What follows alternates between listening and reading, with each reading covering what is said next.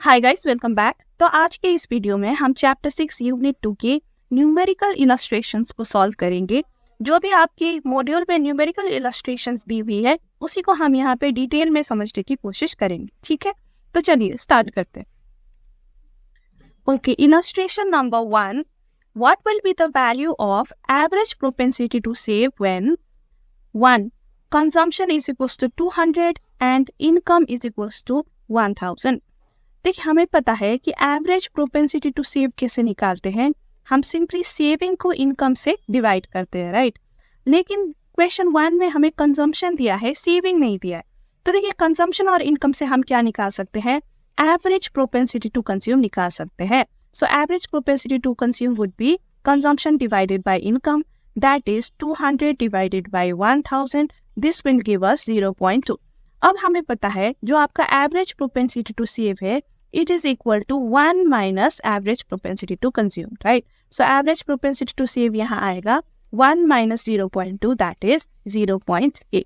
ठीक है, अब क्वेश्चन 2 देखते हैं। Saving is equals to 450 and income is equals to 1200।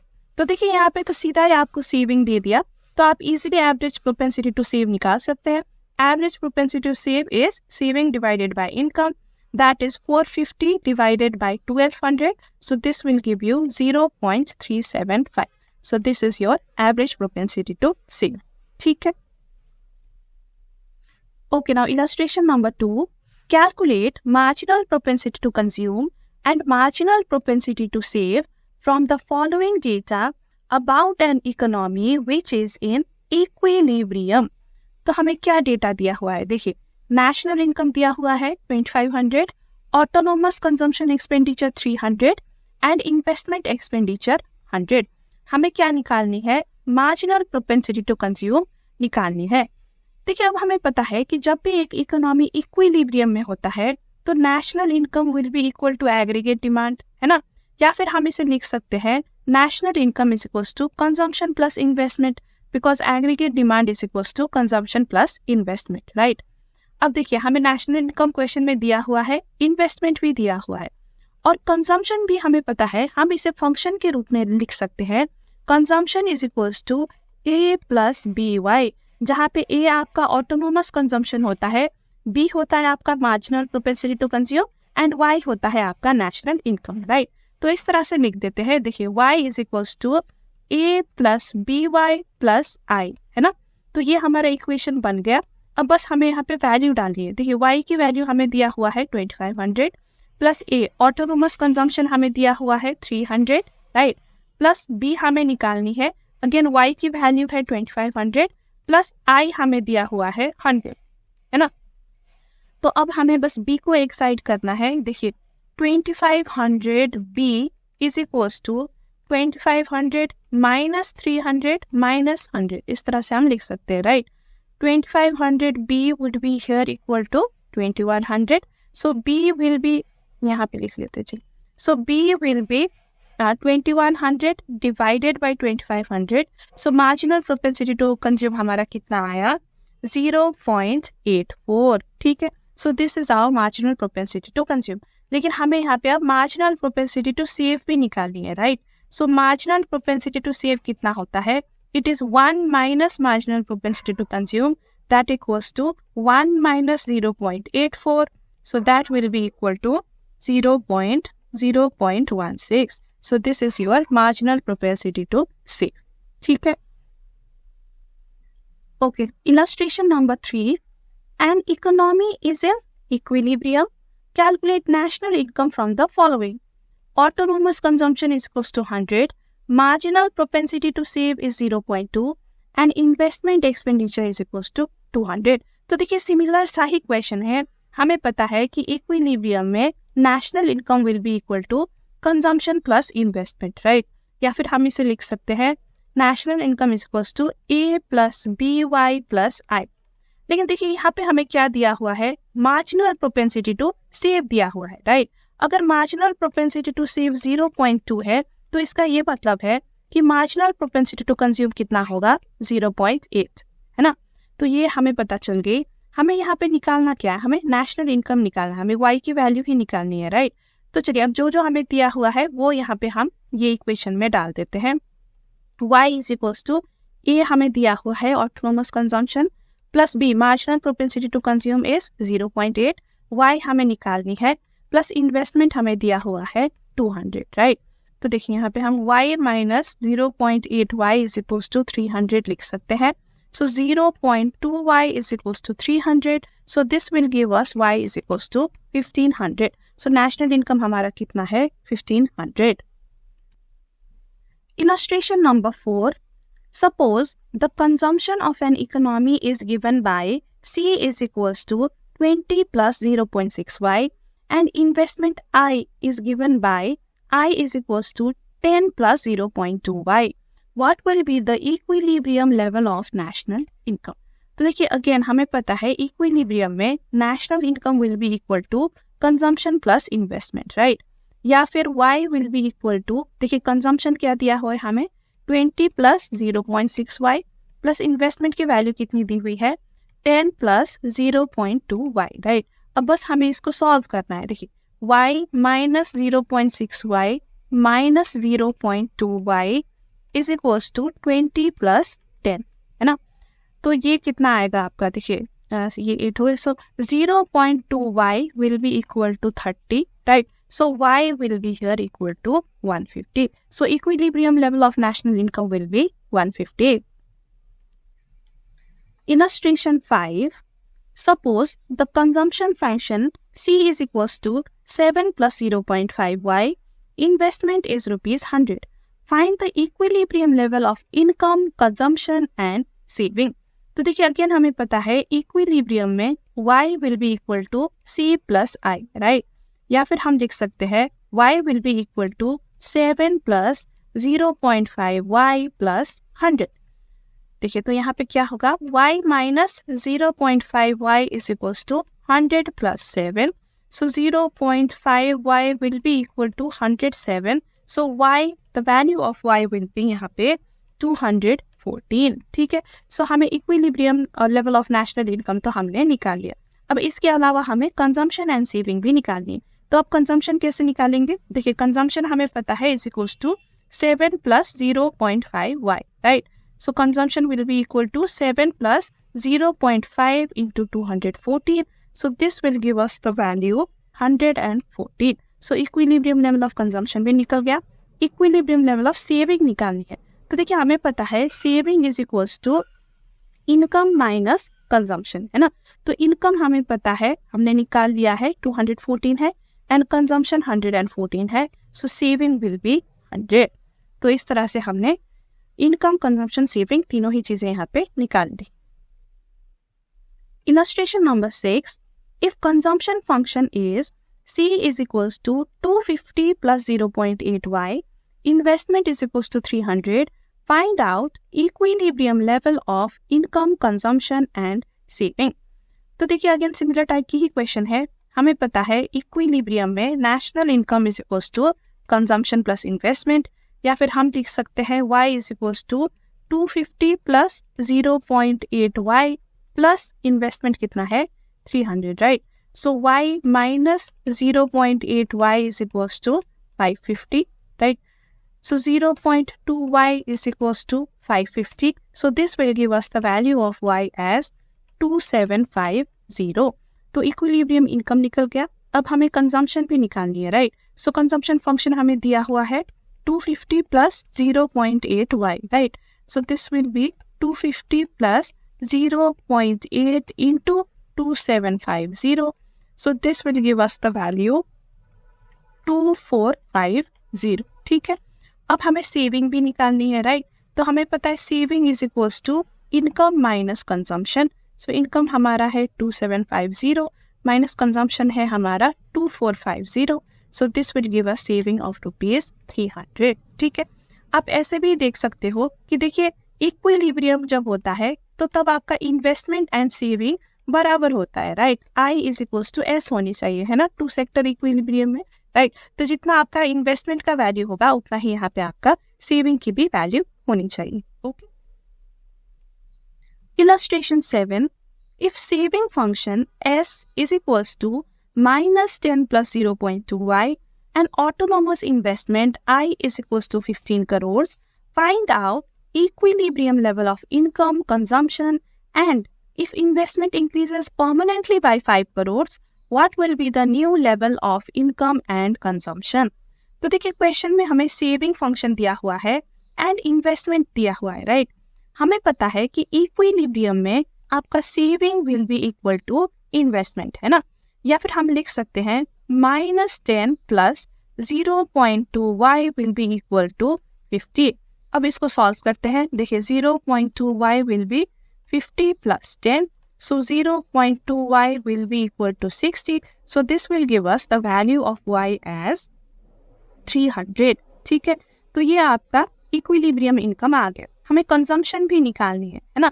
देखिए सेविंग या फिर इन्वेस्टमेंट आपको 50 दिया हुआ है. So consumption will be equal to income minus saving, है ना? So that will be 300 minus 50. So that will give us 250. 250 is your consumption. ठीक है, अब देखिए अब क्वेश्चन का सेकेंड पार्ट भी है. सेकेंड पार्ट में क्या कहा है कि इन्वेस्टमेंट इंक्रीज हो रहा है परमानेंटली बाय 5 करोड़. ठीक है, तो अब हमारा नया इन्वेस्टमेंट कितना हुआ? 55 करोड़, है ना? तो अगेन देखिए saving will be equal to investment, right? अब इस बार -10 plus 0.2y will be equal to 55. So 0.2y will be equal to 65. So this will give us the value of y as 325. तो देखिए अब 325 हमारी इनकम है, saving या फिर इन्वेस्टमेंट हमारा 55 है ना? So consumption will be income minus saving, that is 325 minus 55. So this will give us 270. So this will be our new consumption. ठीक है, illustration 8. Given the empirical consumption function C is equals to 100 plus 0.75y and I is equals to 1000. Calculate equilibrium level of national income. What would be the consumption expenditure at equilibrium level of national income? तो देखिए again ये बहुत ही simple सा question है. Equilibrium national income is equals to consumption plus investment, right? या फिर हम लिख सकते हैं y is equals to 100 plus 0.75y plus 1000, है ना? अब इसको सॉल्व करना है. y minus 0.75y is equals to 100 plus 1000, right? So this will give us 0.25y is equals to 1100. तो y का वैल्यू यहाँ पे कितना आएगा? y का वैल्यू आएगा हमारा 4400. ठीक है, अब हमें इसके अलावा क्या निकालना है? कंजम्पशन एक्सपेंडिचर भी निकालने. तो देखिए y का वैल्यू आपका निकल गया. या तो आप कंजम्पशन ये फंक्शन में y की वैल्यू डालो और कंजम्पशन निकालो, या फिर आप सिंपली क्या कर सकते हो? देखिए y आपको पता है 4400 है, राइट? एंड i आपको दिया हुआ है 1000 है. हमें पता है y is equals to c plus i, या फिर हम कह सकते हैं c is equals to y minus i, that is 4400 minus 1000. So this will give us 3400. So consumption expenditure is 3400. ठीक है, illustration number 9. In an economy, investment expenditure is increased by rupees 400 crores and marginal propensity to consume is 0.8. Calculate the total increase in income and saving. तो देखिए यहाँ पे हमें marginal propensity to consume दिया हुआ है, right? MPC is equals to 0.8. अब MPC use करके हम मल्टीप्लायर निकाल सकते हैं. Investment multiplier is equals to 1 divided by 1 minus MPC, that is equal to 1 divided by 1 minus 0.8. So this will give us 1 divided by 0.2. So multiplier का value आएगा 5. अब ये मल्टीप्लायर की वैल्यू से हम क्या कर सकते हैं? इंक्रीज इन इनकम निकाल सकते हैं. सिंपली जो ये इंक्रीज इन एक्सपेंडिचर है, राइट? इंक्रीज इन इन्वेस्टमेंट है, इसको आप मल्टीप्लायर से मल्टीप्लाई करो तो आपका इंक्रीज इन इनकम निकल आएगा. So देखिए increase in investment into multiplier. So that will be 400 into 5. So this will give us the answer 2000 crores. So this is your increase in income. अब increase in income के अलावा हमें क्या निकालना है? Increase in saving भी निकालनी है, right? तो देखिए marginal propensity to consume हमें 0.8 दिया हुआ है. So marginal propensity to save कितना होगा? 1 minus 0.8, that is 0.2. So increase in saving कितनी होगी, डेल्टा एस कितनी होगी, delta Y into 0.2, right. So that is 2000 into 0.2. So this will give us 400 crores. So this is your increase in saving. Okay, now illustration number 10. An increase in investment by 400 crores leads to an increase in national income by 1600 crores. Calculate marginal propensity to consume. तो देखिए यहाँ पे investment कितने से increase हुआ था, 400 करोड़ से, right. और इसकी वजह से इनकम कितने से इंक्रीज हुआ, 1600 करोड़ से. तो देखिए इनकम कितनी बार मल्टीप्लाई हुआ, क्या हम वो निकाल सकते हैं. सिंपली आप 1600 डिवाइडेड बाय 400 करो, तो इसका ये मतलब है कि आपका इनकम 4 टाइम्स मल्टीप्लाई हुआ है. सो मल्टीप्लायर का वैल्यू यहाँ पे कितना आया हमारा, 4. ठीक है. अब जब हमें मल्टीप्लायर पता है तो हम easily marginal propensity to consume निकाल सकते हैं, right. Multiplier is equals to 1 divided by 1 minus MPC, या फिर हम लिख सकते हैं 4 is equals to 1 divided by 1 minus MPC, या फिर 1 minus MPC is equals to 1 divided by 4. So this will give us 1 minus MPC is equals to 1 divided by 4 would be 0.25, right? So MPC would be 1 minus 0.25. So this will give us 0.75. तो यहाँ पे MPC की value कितनी है, 0.75. Illustration 11. In an economy, investment is increased by rupees 600 crores. If the marginal propensity to consume is 0.6, calculate the total increase in income and consumption expenditure. तो देखिए यहाँ पे हमें marginal propensity to consume दिया हुआ है 0.6, राइट. अब ये यूज करके हम मल्टीप्लायर निकाल सकते हैं. Multiplier is equals to 1 divided by 1 minus MPC, that is equal to 1 divided by 1 minus 0.6, that is equal to 1 divided by 0.4. So this will give us the answer of multiplier as 2.5. तो ये हमारा multiplier आया, right? So अब increase in income हम easily निकाल सकते हैं. That is simply your delta I into multiplier. So delta I, change in investment is 600 into 2.5 कर दो. So this will give us 1500. So increase in income हमारा निकल गया. अब दूसरा हमें क्या निकालना है, increase in consumption expenditure, right? देखिए increase in consumption expenditure, delta C is given by increase in income into marginal propensity to consume. ठीक है. सो दैट इज, देखिए इंक्रीज इन इनकम कितना हुआ है 1500 and marginal propensity to consume है हमारा 0.6. So this will give us the answer as 900. So increase in consumption expenditure is 900. Illustration number 12. Suppose in a country investment increases by rupees 100 crores and consumption is given by C is equals to 10 plus 0.6y, where C is consumption and Y is income. How much increase will there take place in income? तो देखिए यहाँ पे हमें क्या चाहिए, हमें increase in investment दिया हुआ है. अब increase in income कितना होगा, उसके लिए हमें मल्टीप्लायर की वैल्यू पता होनी जरूरी है, राइट. अब मल्टीप्लायर के लिए तो हमें MPC चाहिए, है ना. MPC के बिना हम मल्टीप्लायर नहीं निकाल सकते. देखिए अब क्वेश्चन में हमें डायरेक्टली MPC नहीं दिया हुआ, लेकिन कंजम्पशन फंक्शन दिया हुआ है ना. तो हमें पता है कंजम्पशन फंक्शन में जो ये Y के साथ जो भी होता है ये रिप्रेजेंट करता है B, यानी कि मार्जिनल प्रोपेंसिटी टू कंज्यूम, है ना. तो यहाँ पे आपका मार्जिनल प्रोपेंसिटी टू कंज्यूम है 0.6, क्योंकि देखिए ये कंजम्पशन फंक्शन आपका क्या है, बेसिकली A प्लस BY ही तो है ना. तो A 10 हो गया, B हो गया आपका 0.6, है ना. So marginal propensity to consume is 0.6. अब मल्टीप्लायर निकाल लेते हैं. K is equals to 1 divided by 1 minus 0.6, that is 1 divided by 0.4. So this will give us 2.5. So multiplier निकल गया. अब चेंज इन इनकम कितना होगा, चेंज इन इन्वेस्टमेंट इनटू आपका multiplier. So that will be, देखिए 100 crore into 2.5. So this will give us the answer 250 crores. So this is the change in income. ठीक है. Okay, now illustration number 13. अब देखिए यहाँ से आपकी 3 sector model की questions शुरू हो गई है. Suppose we have the following data about a simple economy. See, consumption is equals to 10 plus 0.75 YD, जहाँ पे YD है आपका डिस्पोजेबल इनकम, ठीक है. Investment is equals to 50, government expenditure is equals to taxation is equals to 20, where देखिए C is consumption, I is investment, YD is your disposable income, G is your government expenditure and T is tax. Now अब हमें निकालना क्या है यहाँ पे, find out the equilibrium level of national income and what is the size of the multiplier. तो equilibrium national income and multiplier दोनों हमें निकालनी है. चलिए पहले equilibrium income ही निकाल लेते हैं.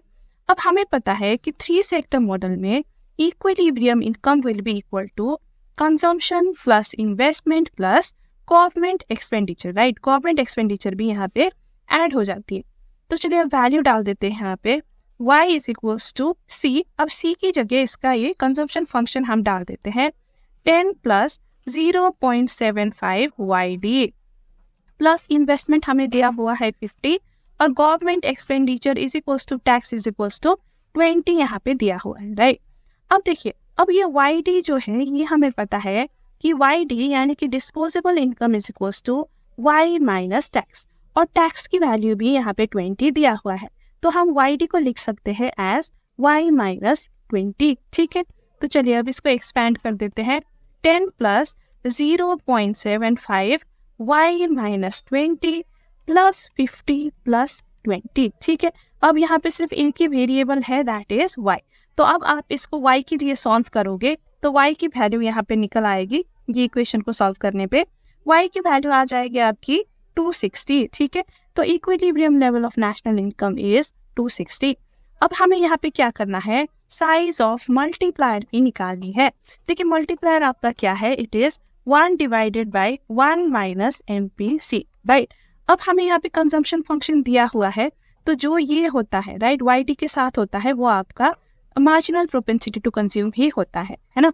So marginal propensity to consume is 0.75. So multiplier will be 1 minus 1 divided by 1 minus 0.75. So this will give us 1 divided by 0.25. So value of the multiplier will be equal to 4. ठीक है. तो इस तरह से हम 3 सेक्टर मॉडल के questions easily solve कर सकते हैं. Okay, now illustration number 14. Suppose the structural model of an economy is given. Consumption is equals to 100 plus 0.75 YD. YD यानी कि disposable income. Investment is equals to 200. Government expenditure is equals to taxation is equals to 100.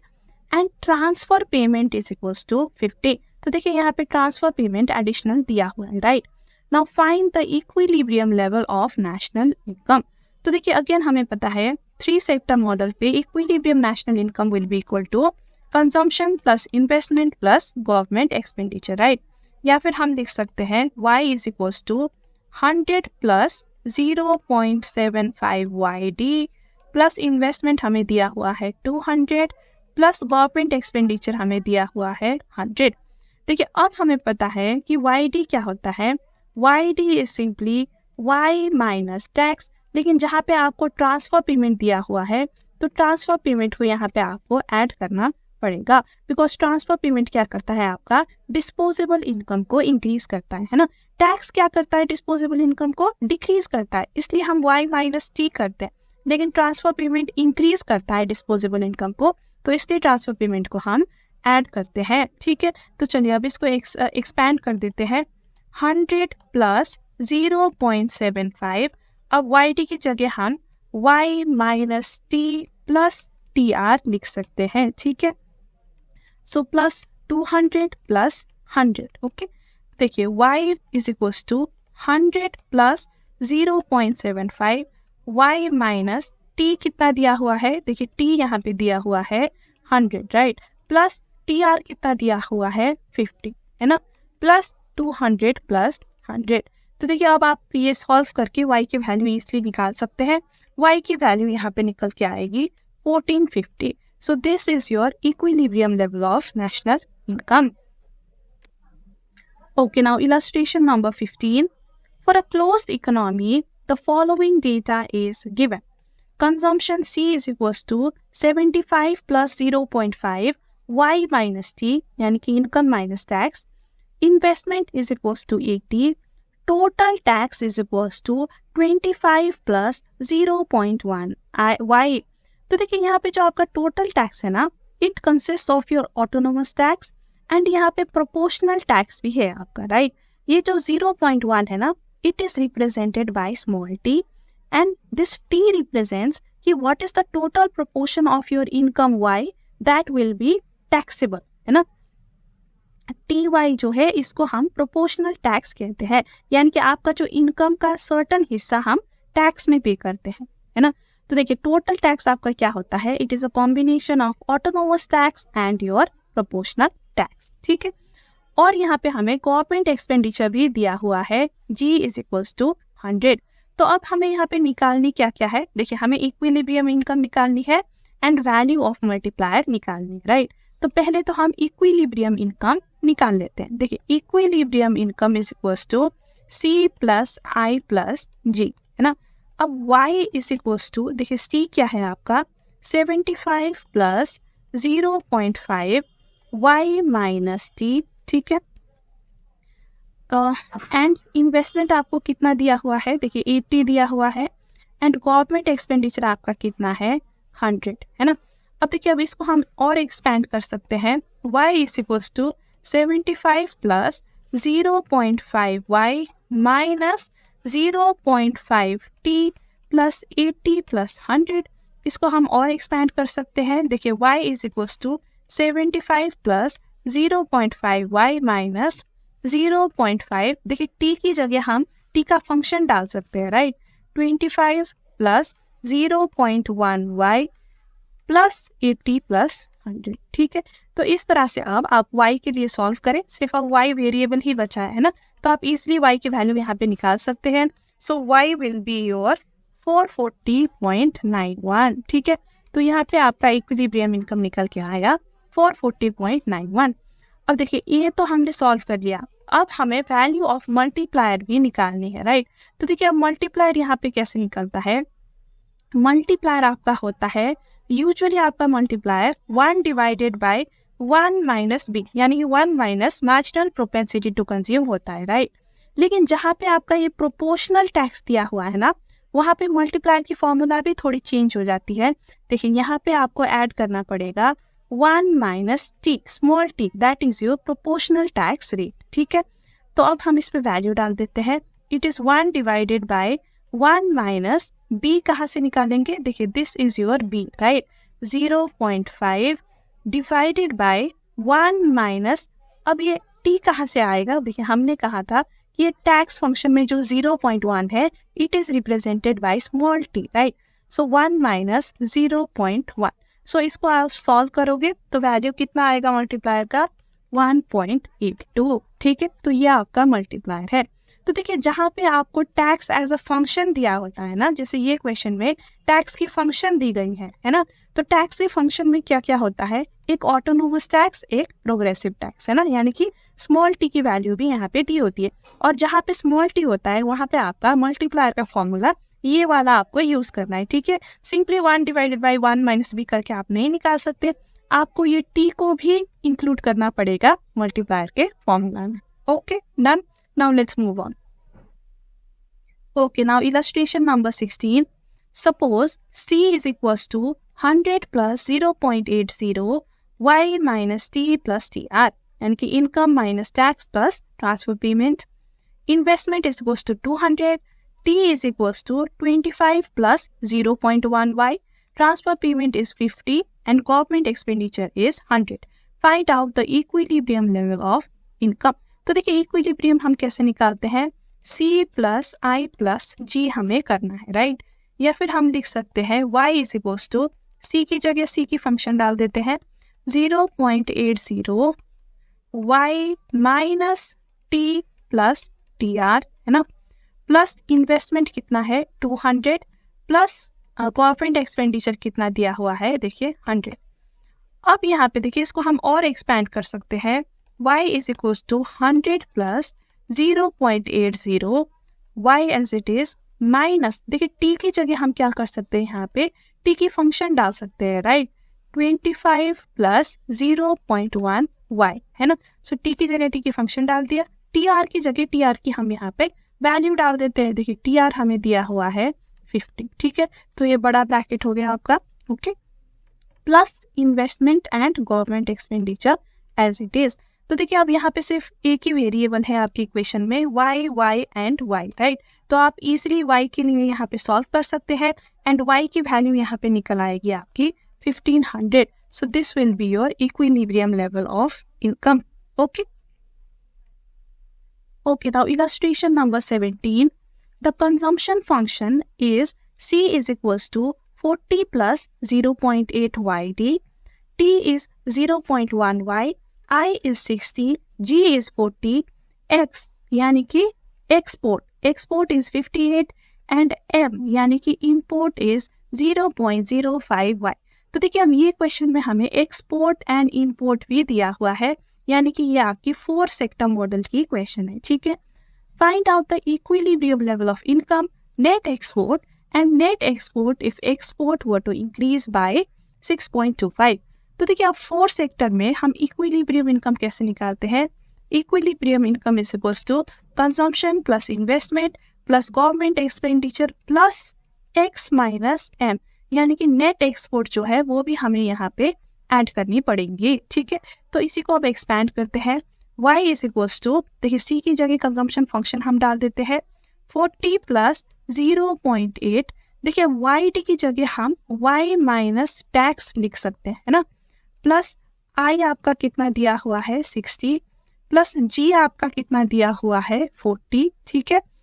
Plus अब x आपका कितना दिया हुआ है, export is 58 and import is 0.05 y, ठीक है। अब देखिए इसको हम और एक्सपैंड कर सकते हैं। y is equals to 40 plus 0.8 y minus, देखिए t की वैल्यू भी तो हमें यहाँ पे दी गई है ना, y minus 0.1 y, right, plus 60 40 as it is, ठीक है, प्लस एक्सपोर्ट माइनस इंपोर्ट भी एज इट इज हम यहाँ पे लिख देते 0.05 y.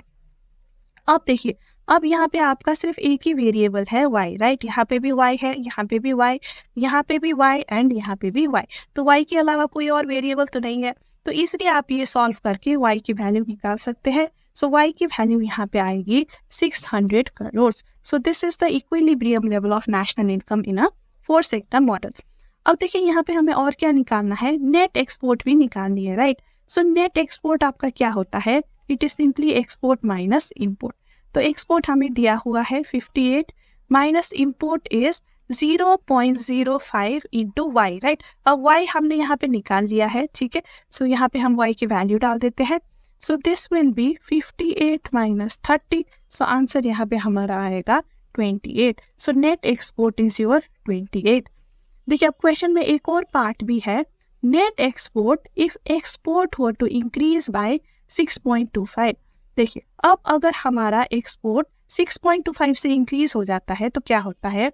देखिए अभी हमारा एक्सपोर्ट है 58, right. So it will increase by 6.25. So new export की वैल्यू हमारी कितनी होगी, so new export will be 64.25, ठीक है. तो फिर हमारा नेट एक्सपोर्ट कितना होगा, नेट एक्सपोर्ट विल बी, देखिए 64.25 माइनस 0.05 वाई.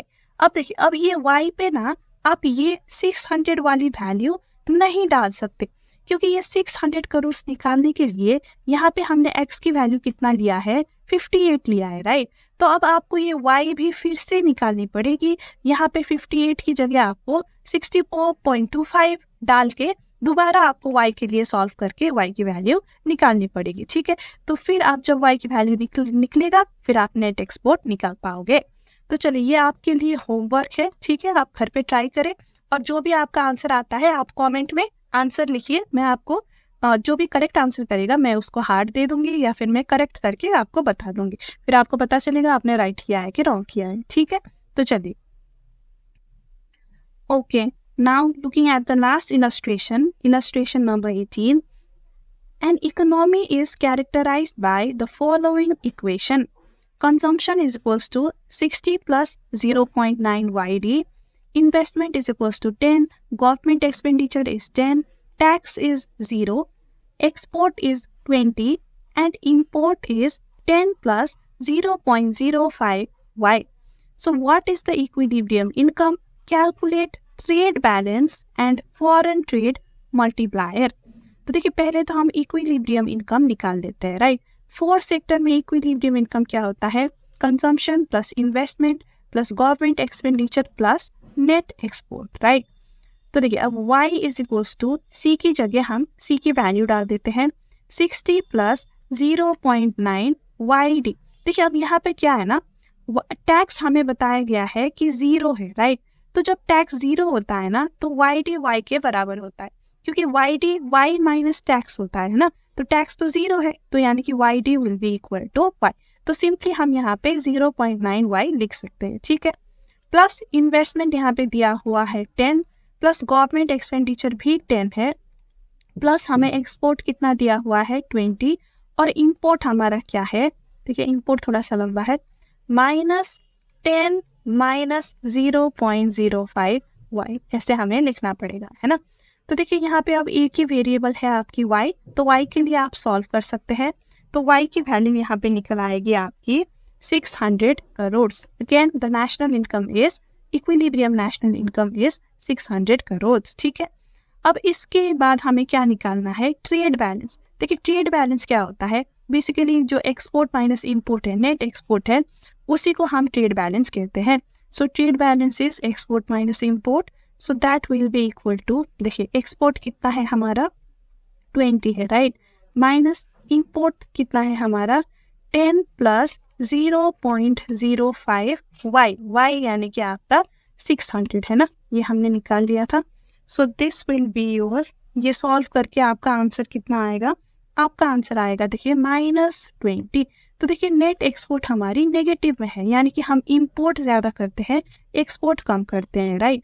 सो हम इस ऐसे सिचुएशन को हम कहते हैं ट्रेड डेफिसिट, ठीक है। तो हमारा जो ट्रेड बैलेंस है वो डेफिसिट में है।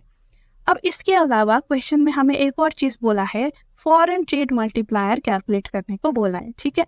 तो फोर्थ सेक्टर मॉडल में जो मल्टीप्लायर है, जिसको हम फॉरेन ट्रेड मल्टीप्लायर कहते हैं, वो कैसे निकाली जाती है? देखिए multiplier will be equal to 1 divided by 1 minus B plus M, जहाँ पे M is your marginal propensity to import.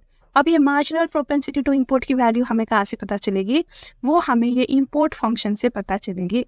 जो ये वैल्यू होता है ना, जो इनकम के पास वाला वैल्यू होता है, वाई के पास वाला, यही आपका मार्जिनल प्रोपेंसिटी टू इम्पोर्ट होता है। So marginal propensity to import is 0.05, और मार्जिनल प्रोपेंसिटी टू कंज्यूम तो आपको पता ही है, वो हम कंजम्पशन फंक्शन से निकालते हैं, दैट इज योर 0.9, ठीक है। तो अब वो वैल्यू हम यहाँ पे डाल देते हैं। देखिए 1 divided by 1 minus 0.9 plus 0.05. So this will give us the value of multiplier 6.66. तो फोर्थ सेक्टर की जो फॉरेन ट्रेड मल्टीप्लायर है हम इस तरह से निकाल सकते हैं, ठीक है। तो ऐसे हमारे सारे इलस्ट्रेशंस यहाँ पे खत्म हो जाते हैं। So with this we have come to the end of the video. लेकिन before you go I would like to announce कि मैंने अपने वेबसाइट में अभी एक मैक्रो टेस्ट सीरीज लॉन्च किया है। तो बेसिकली यहाँ पे आपको एडिशनल क्वेश्चंस मिलेगा for chapter 6 to chapter 10 of CA foundation business. देखिए हमें पता है कि मैक्रो की क्वेश्चंस आपके स्टडी मटेरियल में बहुत कम है, राइट। तो ऑब्वियसली आपको एडिशनल क्वेश्चंस प्रैक्टिस करने की जरूरत है, तो इसीलिए ये टेस्ट सीरीज बनाई गई है। देखिए यहाँ पे आपको टोटल में 15 टेस्ट मिलेगा, तो ईच यूनिट के लिए एक टेस्ट है, और हर पर्टिकुलर एक यूनिट में आपको एक टेस्ट में आपको 50 to 60 एडिशनल क्वेश्चंस मिलेंगे। तो इससे क्या होगा ना, वो चैप्टर की आपको एक कॉम्प्रिहेंसिव अंडरस्टैंडिंग मिल जाएगी, ठीक है। और मैंने कोशिश की है कि मैं एक एक टॉपिक को कवर करूं और सारे टॉपिक्स में एटलीस्ट एक क्वेश्चन तो बनाऊं, जिससे कि आपको ओवरऑल वो चैप्टर की क्लैरिटी मिल जाएगी और आपको वो चैप्टर में फिर कॉन्फिडेंस भी हाई हो जाएगा, ठीक है। तो देखिए यहाँ पे टोटल 800 से भी ज्यादा क्वेश्चन है ओवरऑल ये टेस्ट में, और सिर्फ क्वेश्चंस एंड आंसर्स ही नहीं बट एक्सप्लेनेशन भी है। सारे क्वेश्चंस के यहाँ पे एक्सप्लेनेशन भी आपको मिलेगा। तो ये आपके लिए बहुत ही एक सेल्फ प्रैक्टिस के लिए बहुत ही यूजफुल होगा। आप सेल्फ सफिशिएंट हो जाओगे, खुद से प्रैक्टिस करोगे, राइट। और आंसर अगर आपका गलत हो गया तो खुद से एक्सप्लेनेशन भी पढ़ सकते हो। तो ये आपको ऑब्वियसली बहुत ज्यादा हेल्प करेगी सेल्फ स्टडी करने में। और देखिए अवेलेबल भी काफी नॉमिनल रेट में है, सिर्फ ₹99 में अवेलेबल है।